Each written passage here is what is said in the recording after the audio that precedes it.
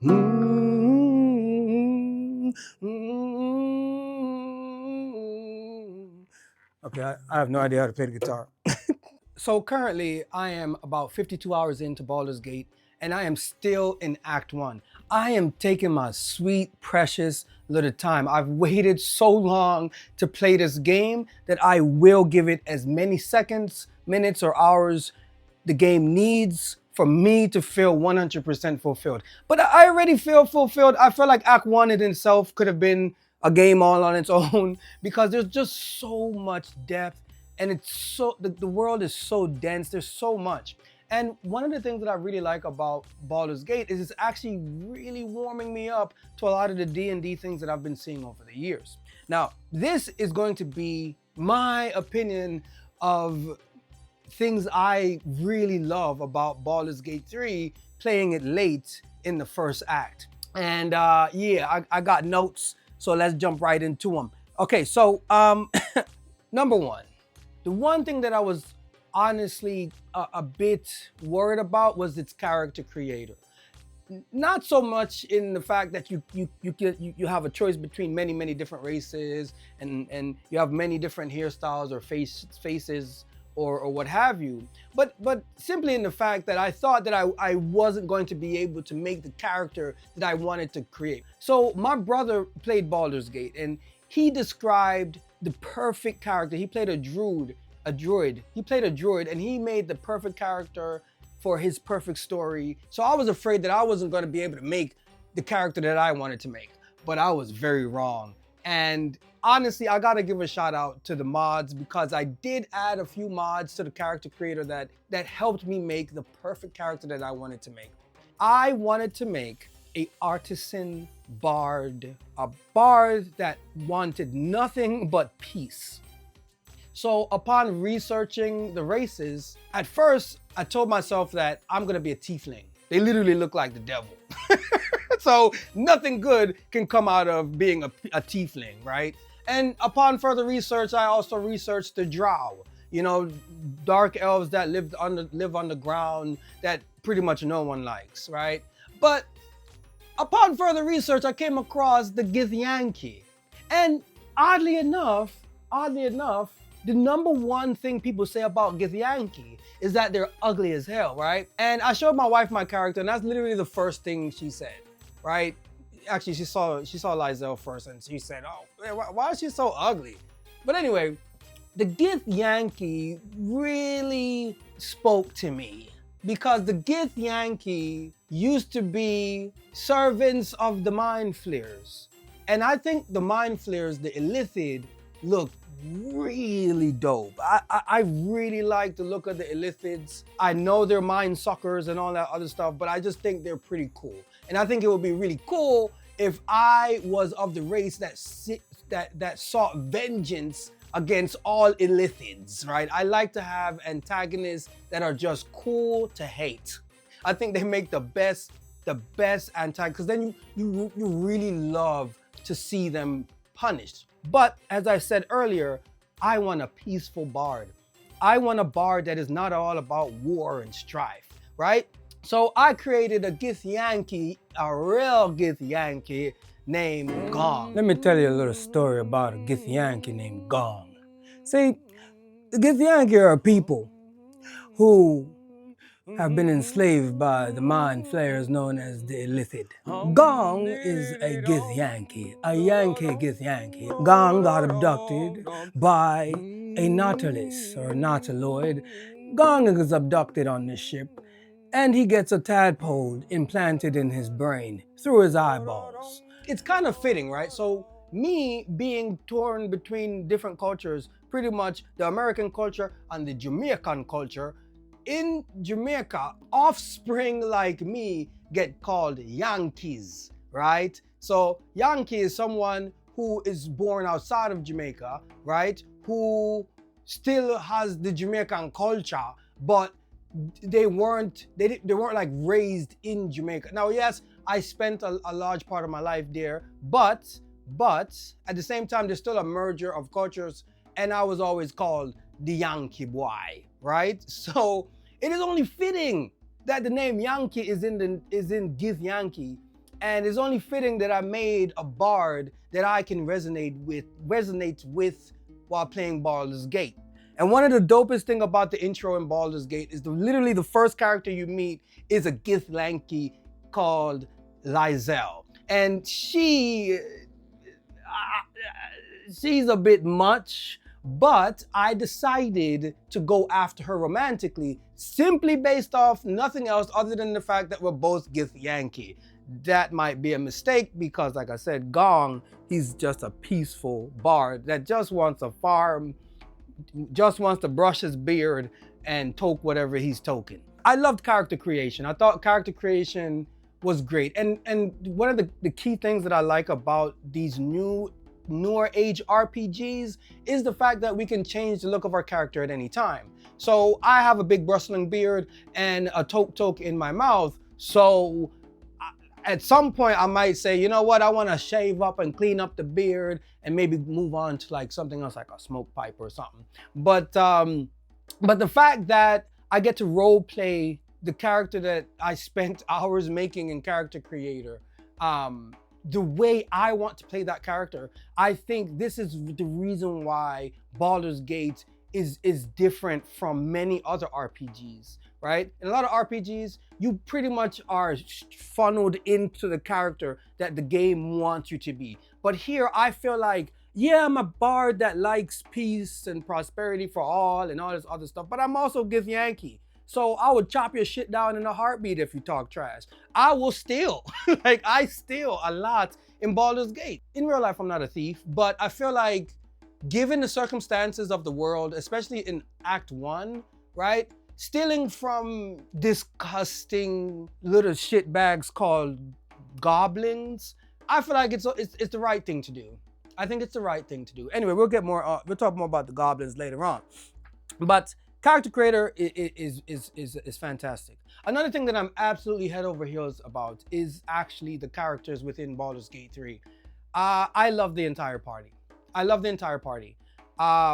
Meeting Asterion was kind of traumatic because he tried to kill me. Not once, but twice. I thought I was helping this guy out by giving him some of my blood. Little did I know that decision was gonna lead to my death, which was kind of traumatic because I didn't think it was gonna happen, and it did. And I used Shadowheart, another character, to resurrect myself, and now Alistair. Now Asterion is like madly in love with me, which is weird because I'm going after Lizelle. You know what I mean? But I keep turning down Asterion,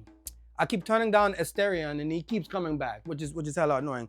The characters are fantastic, man. I have the whole party. It took me a long time to get the whole party simply because I just kept exploring. I couldn't stop exploring every little crevice and corner because every little crevice and corner in Baldur's Gate has some kind of story that it's trying to tell you, right? Which is very fascinating. And not only is it trying to tell you these stories, right? It's trying to make you have a active involvement in what's going on in the outcome when it pertains to the outcome of said story, right? Case in point, there have been many times where I would stumble upon something and that thing would lead me to another thing, right? So I was just, running around with my party, right? And I heard singing.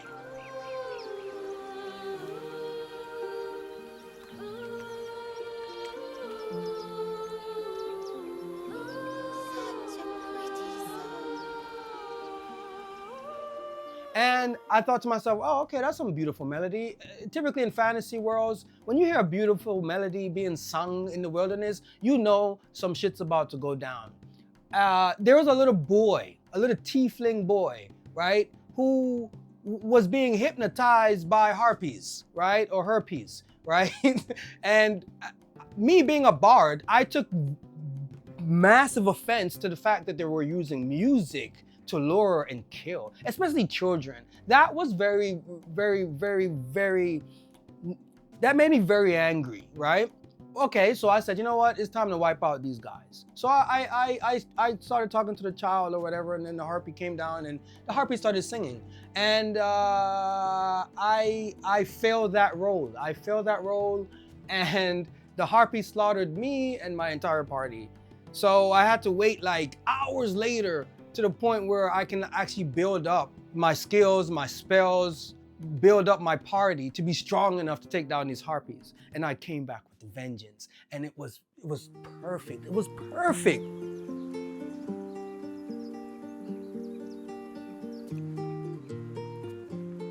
Such a pretty song. I went up there with my lute and I started crossbow to the head. Bam, bam, bam, bam. I got Asterion coming in with the rogueness, and it was just great. Shadowheart with her guardian weapons and stuff. It was just a beautiful ass whooping. It happened again. I found bandits in the ruins. Same thing. They kicked my ass, and I was like, okay, fine. I'm gonna save. I'm gonna leave. I'm gonna come back, and I'm gonna get you.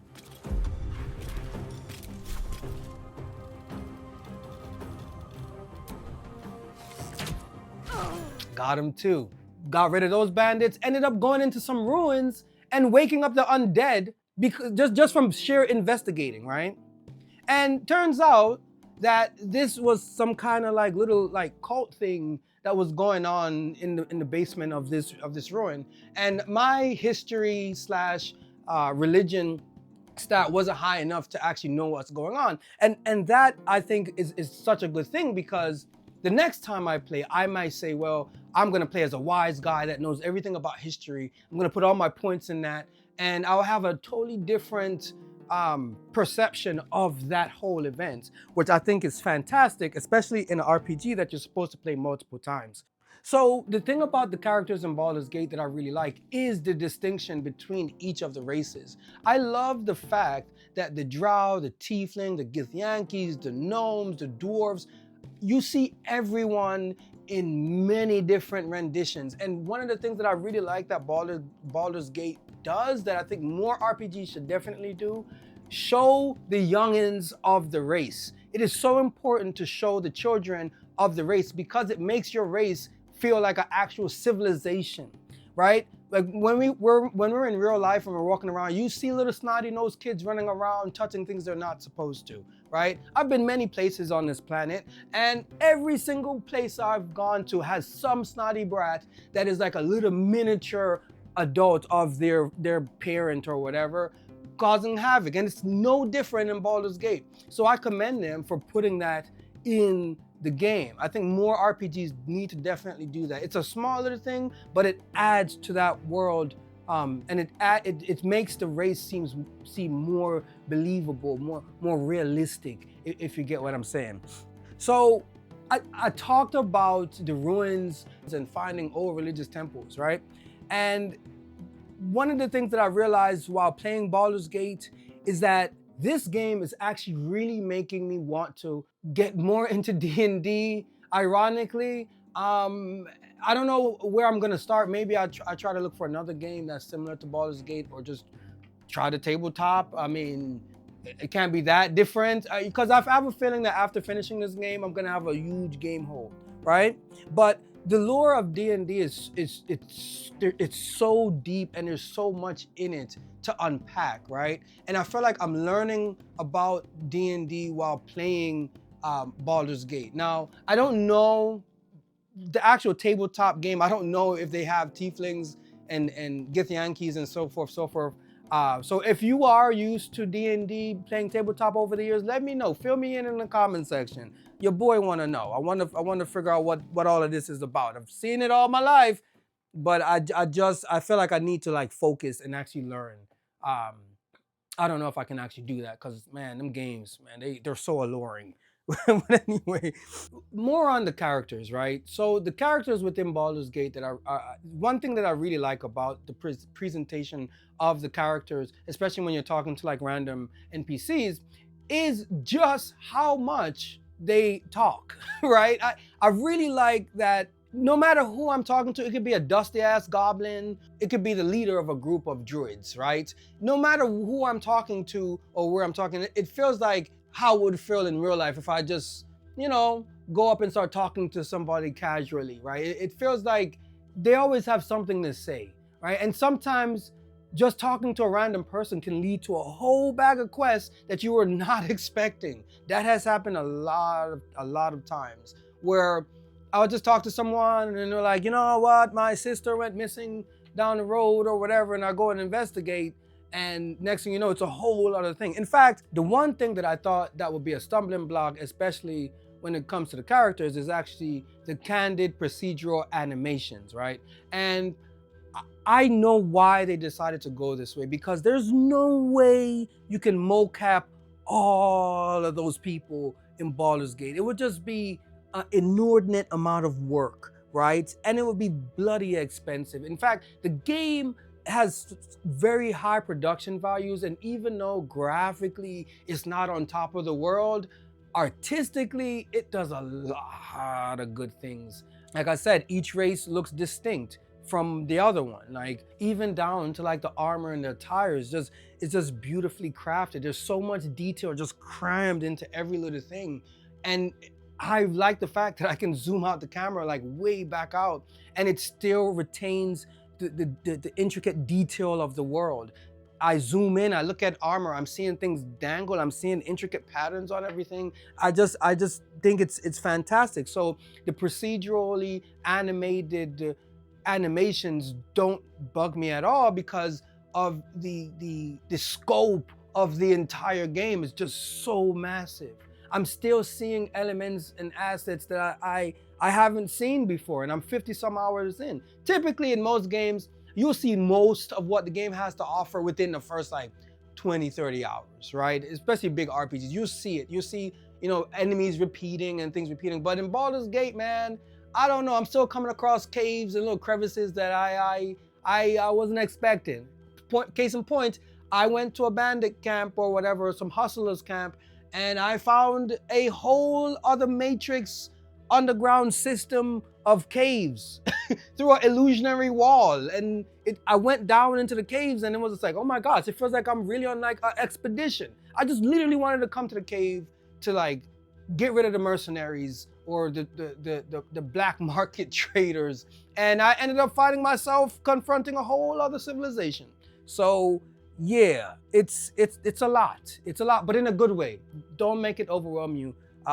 Still play the game. So so again, about the characters, because I'm kind of all over the place. That's how I tend to be when I'm excited.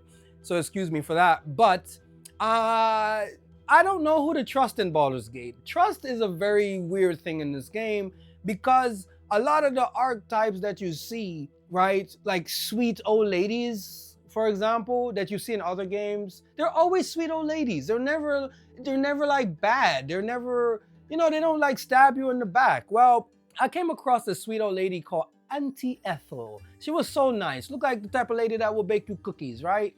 And you know, we have a parasite, illithid parasite deep in our brains. So I was like, you know what? This lady is an alchemist. What do we know about alchemists? They know their shit, right? So I trusted her. I trusted her. The first time I met Auntie Ethel, she was like the warmest, sweetest, like kind of like old lady nurturing that you want in this catastrophe, right? So I said, you know what? This is gonna be my homie. I'm gonna visit her little hut or whatever she keeps telling me to go visit. I'm gonna visit it, and I'm gonna get mad potions, and I'm gonna be OP and blah, blah, blah.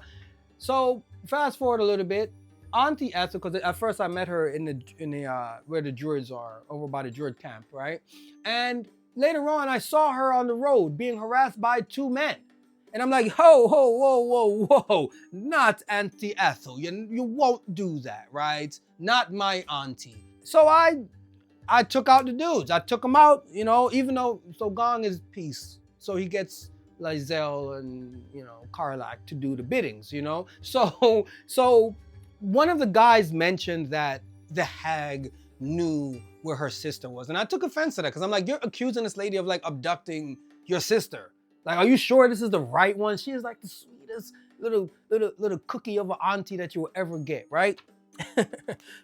So I go down, and like I go down, and there's like the swamp area, and like there are traps in the swamp area, and I fight some like weird mud things and tree people or whatever. And I ended up seeing this nice, beautiful like grove with flowers, and it was so beautiful, you know. And I walk down, and I see this little hut. And I'm like, this is it. This is the hut. The Auntie Ethel. I'm finally going to meet Auntie Ethel. I walk in, I see a young lady sitting at the table. And this young lady is like looking kind of disheveled. And I'm like, oh, shit. Auntie Ethel is into some kind of illegal trafficking or something is going on here. Something is not right because this girl does not look like she's happy. So I started asking about the young lady. I started asking Auntie Ethel.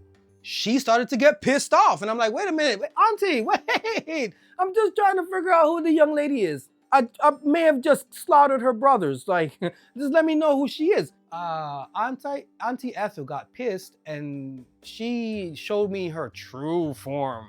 And man, it was something, man. Like, I literally sat back in my chair and I didn't see it coming. And this is why it's important to be on media blackout and play stuff late, because I'm pretty sure this lady had to be all over the internet, right? But I didn't see it because I was paying attention to other things, keeping Baldur's Gate and media blackout. And that reveal was crazy. So Auntie Ethel turns into the hag and she teleports out of the place. I later on discovered a little secret passage within her hut. I went under and this lady has hostages underneath her house in like a little cave matrix or complex or whatever, full of booby traps. The hostages are like mind washed or brainwashed or whatever. They started attacking me and I'm just sitting there feeling like, dang, I killed those two guys for nothing. So I ended up making it down, freeing the girl and killing, or can you even say that? Unaliving Auntie Ethel.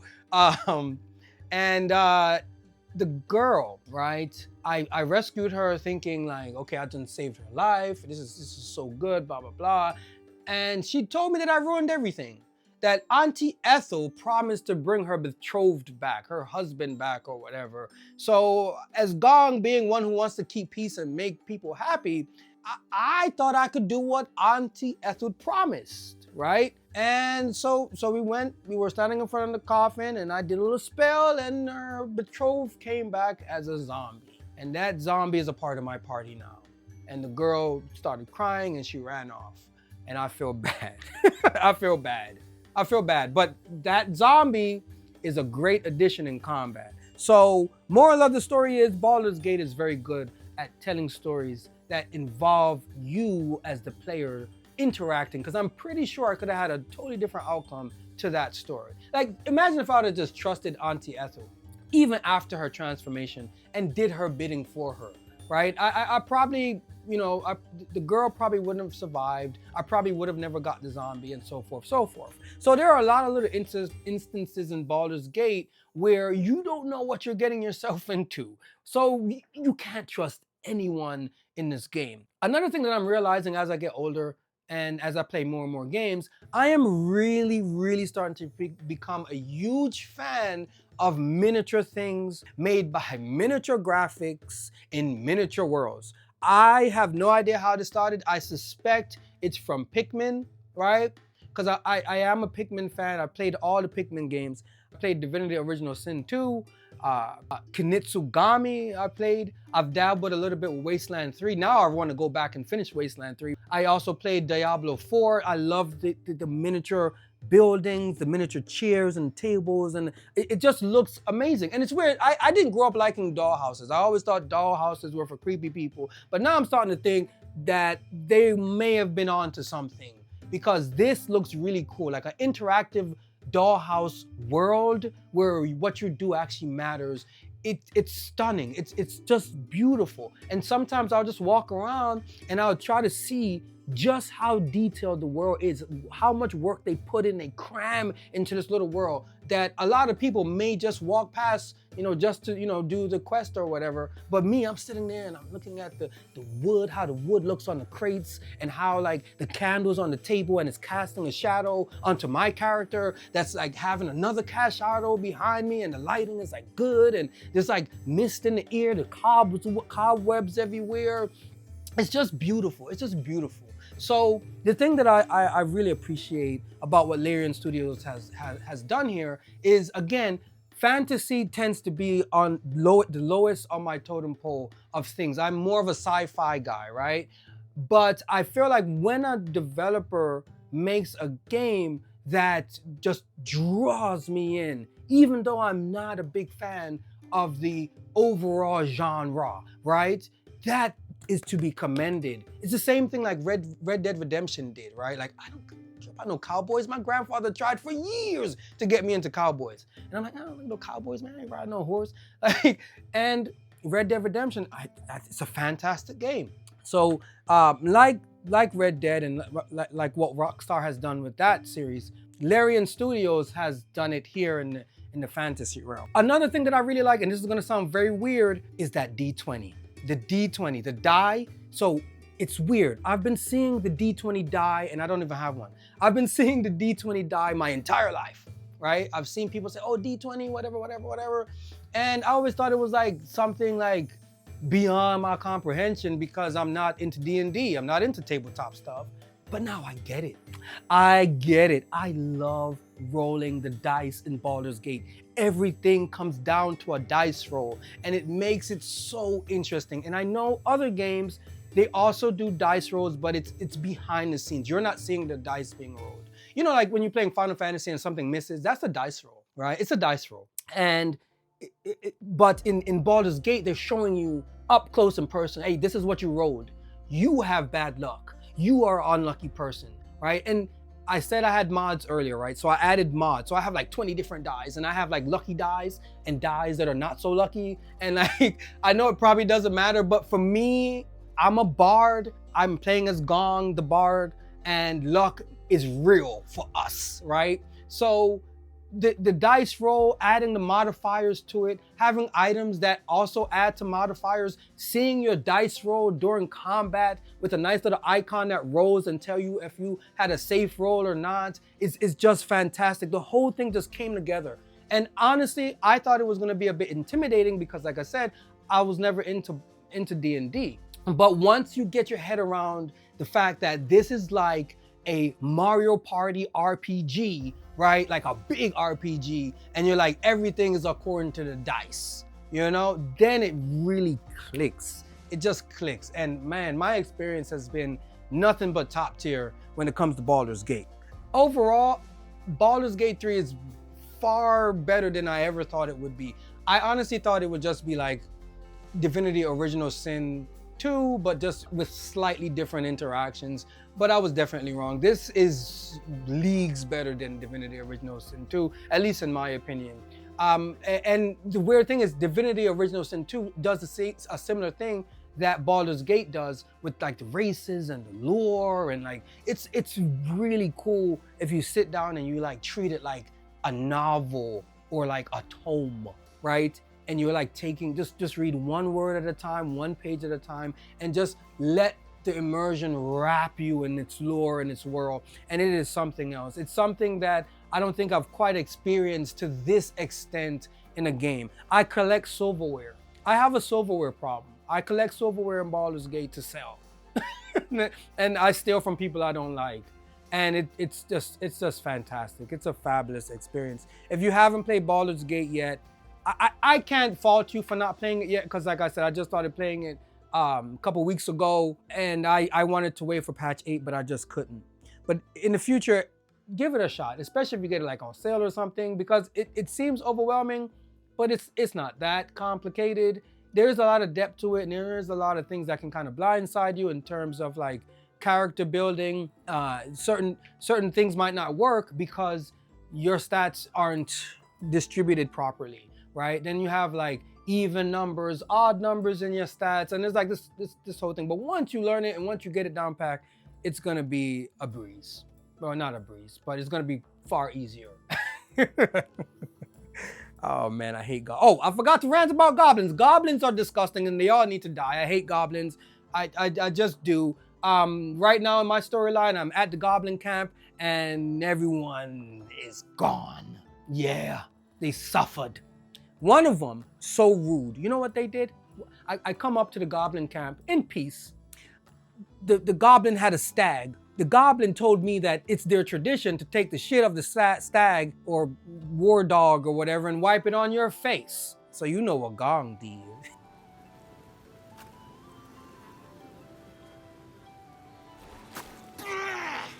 I hope it was worth it, did he? Yeah, you know what he did. So, for those of you who have no idea who I am, my name is Jabalani Ori, artist extraordinaire. The work that you see in being made to the side, whichever side it is the painting that I'm currently working on. If you would like to check out my work, you can head over to my website, jahbu.com, and have a gander. You don't have to buy anything, but just look at the work. I'll appreciate that. Don't forget to like and subscribe if you like the story and you would like to hear what I think after I finish Baldur's Gate. The next game I'll probably talk about on here is probably going to be Monster Hunter, because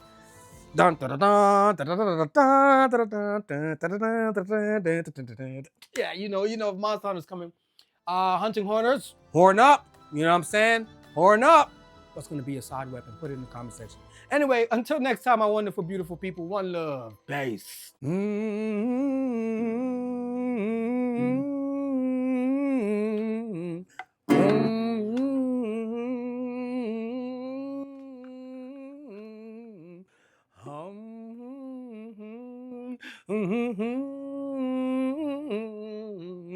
Hum dee dee dum da da dum da da dum dum.